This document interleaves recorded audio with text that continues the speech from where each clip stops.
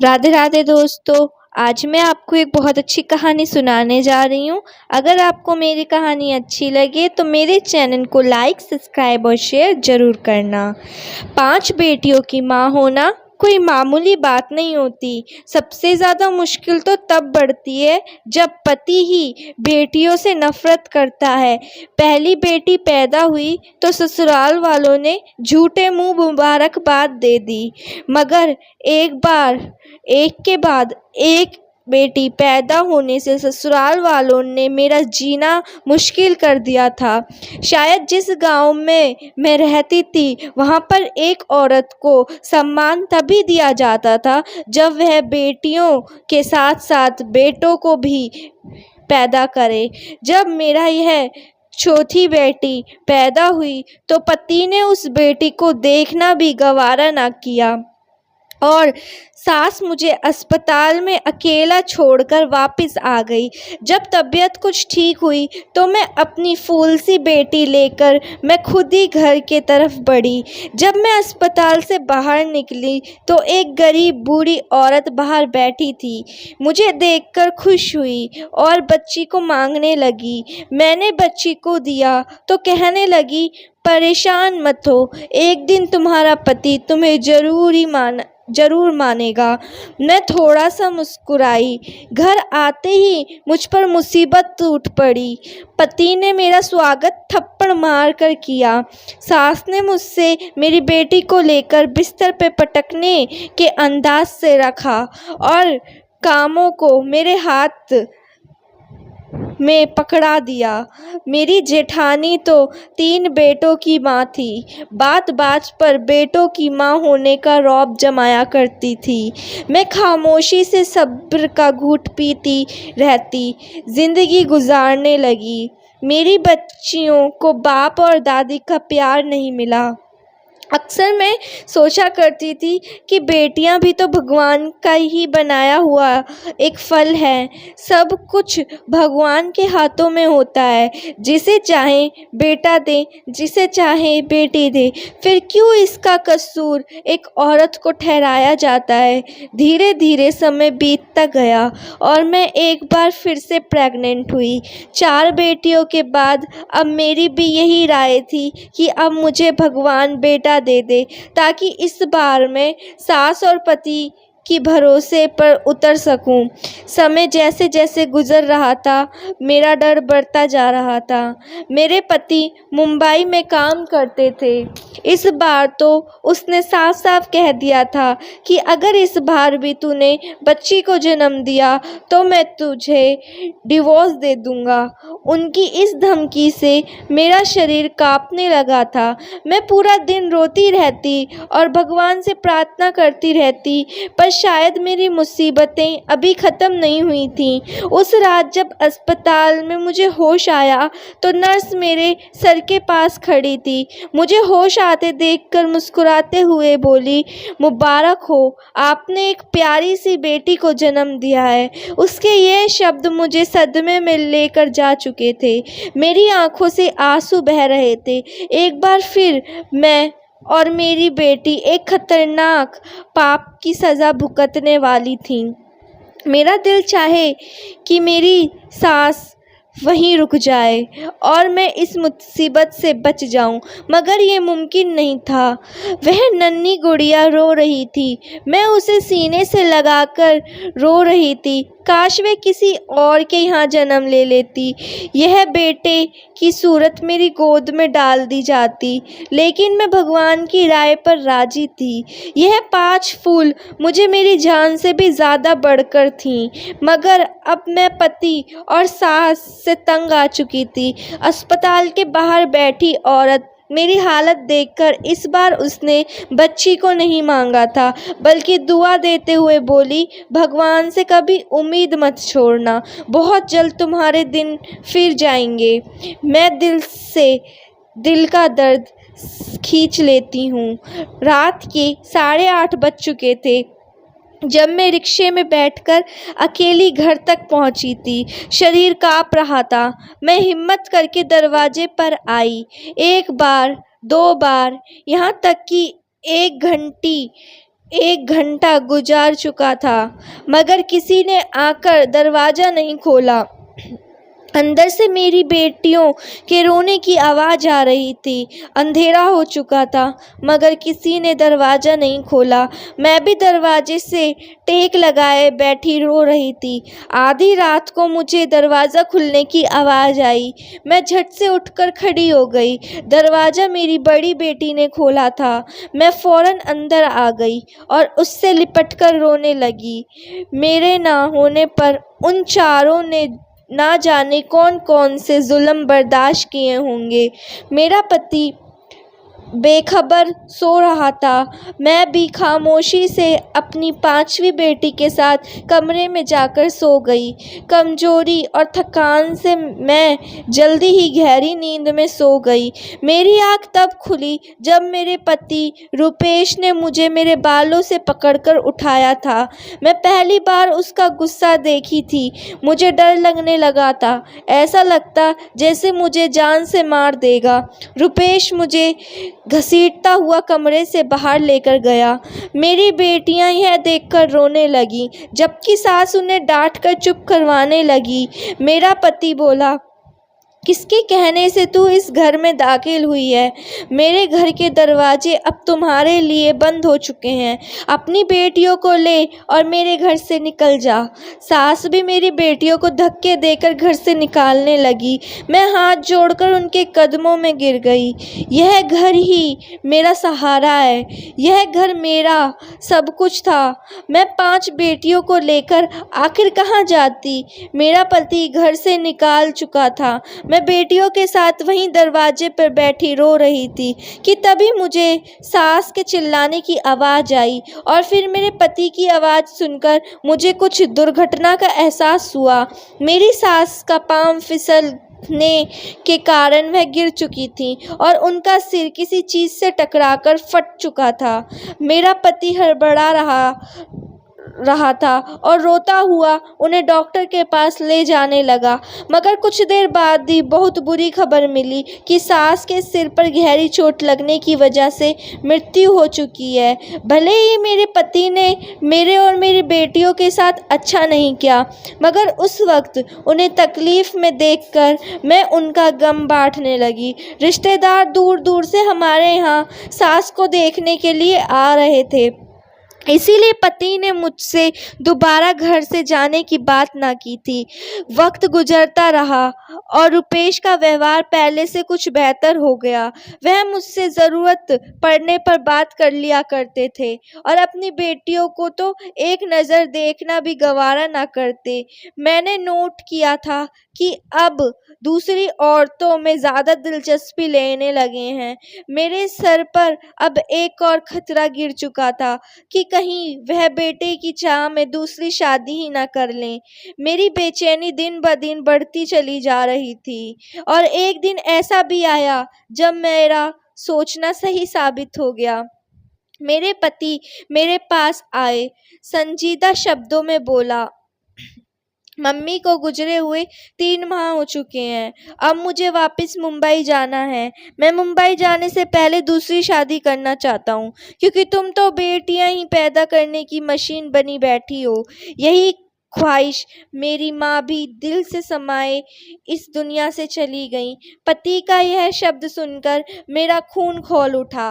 पहले की मुसीबतें क्या कम थी जो अब मेरे सिर पर सौतन भी लाना चाहते थे।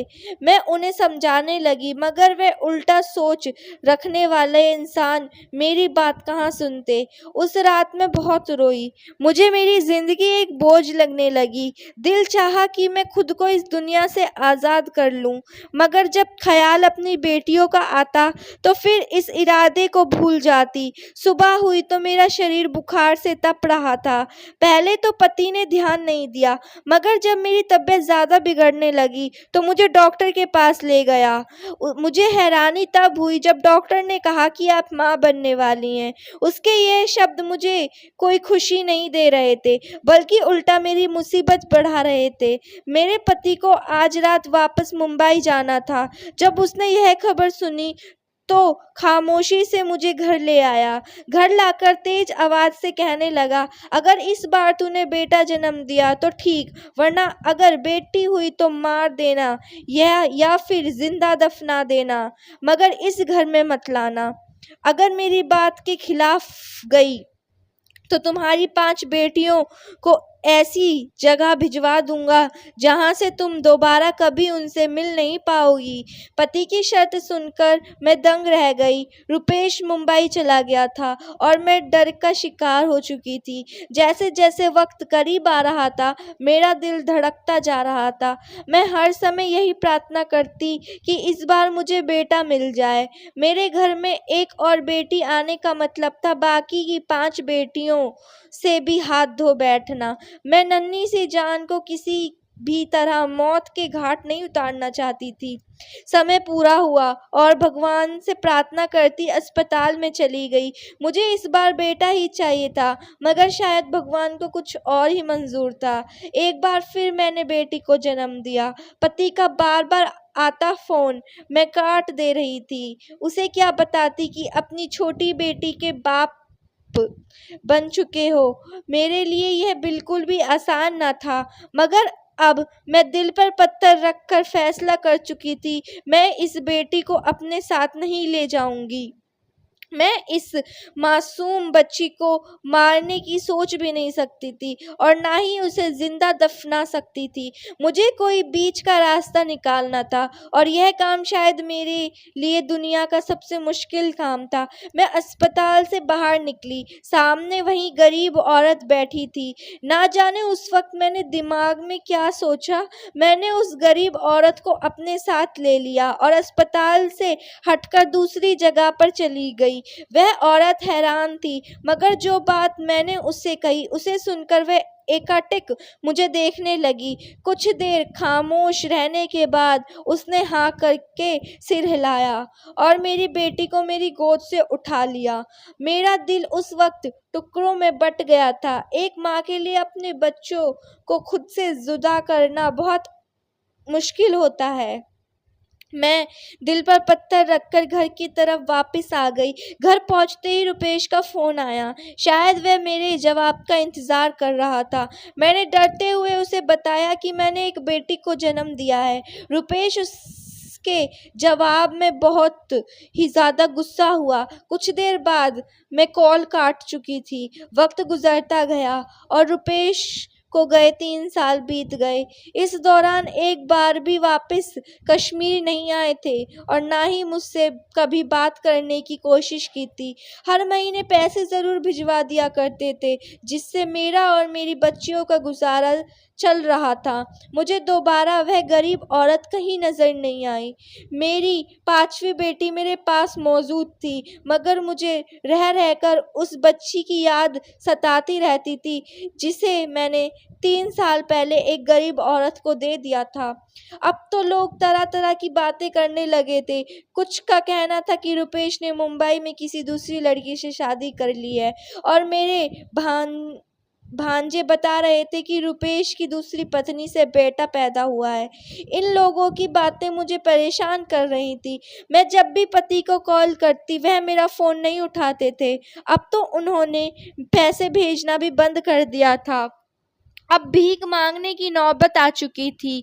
जब घर में पूरे खाने पीने की चीज़ें ख़त्म हो गई थी, तो मैंने खुद काम करने का फ़ैसला किया। जहाँ भी काम करने जाती तो लोग मेरा मजाक उड़ाते कि पति मुंबई में लाखों कमा रहा है और पत्नी घरों में नौकरी ढूंढ रही है। पति का इंतज़ार करते करते 18 साल बीत गए।